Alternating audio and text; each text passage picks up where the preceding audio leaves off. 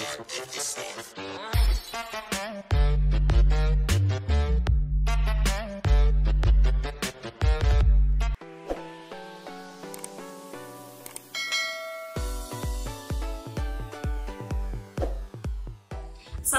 warahmatullahi wabarakatuh.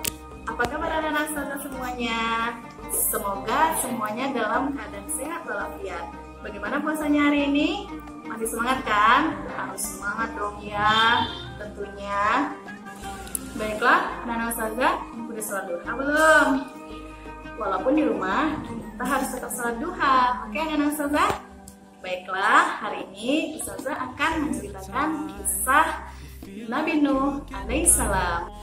Nabi Nuh alaihissalam adalah Rasul Allah dari keturunan ke-10 Nabi Adam alaihissalam. Beliau diutus oleh Allah di negeri Armenia.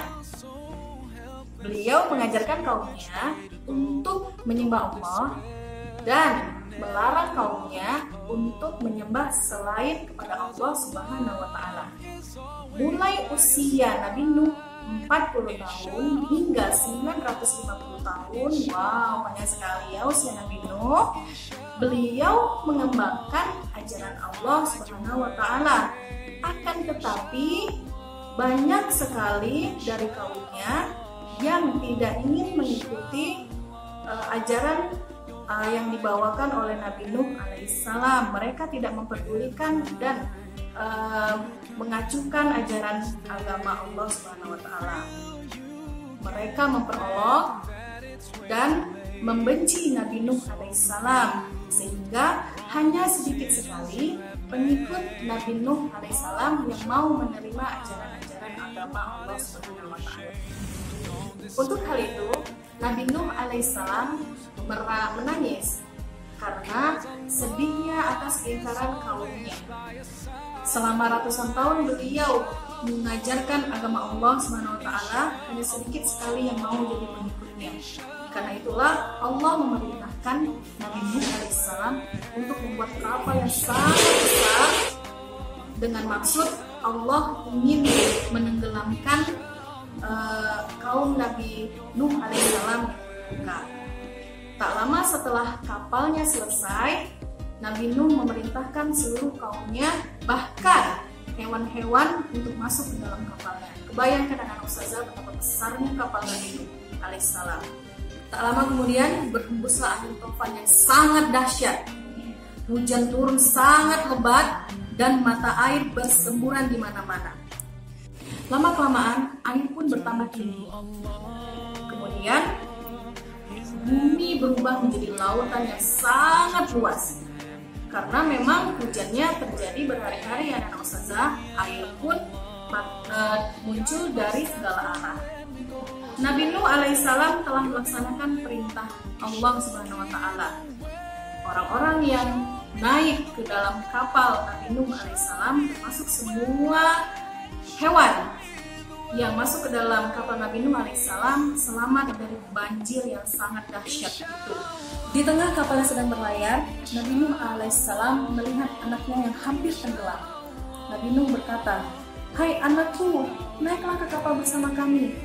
Janganlah kamu menjadi manusia yang ingkar terhadap Allah Subhanahu wa Ta'ala."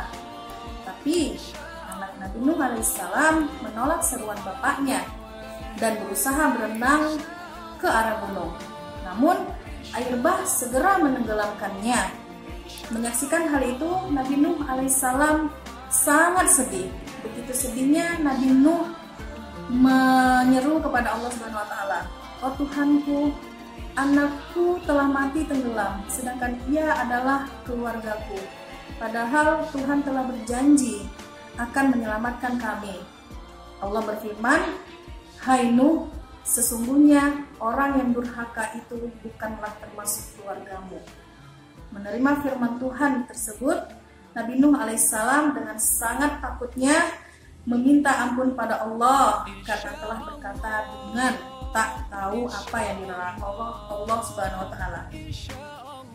Baiklah, Nabi Nuh akhirnya melihat sendiri kaumnya yang kafir, termasuk anaknya, tenggelam oleh air bah yang sangat dahsyat itu. Kemudian setelah air bah menenggelamkan kaum Nabi Nuh yang durhaka, maka Allah menyuruh bumi untuk menyerap semua air-air yang banjir tadi. Akhirnya surutlah air itu secara perlahan, dan Nabi Nuh alaihissalam diperintahkan Allah untuk keluar dari kapal tersebut. Kemudian Nabi Nuh alaihissalam beserta pengikut-pengikutnya dan hewan-hewan yang ada di dalam kapal tersebut akhirnya memulai kehidupannya yang baru.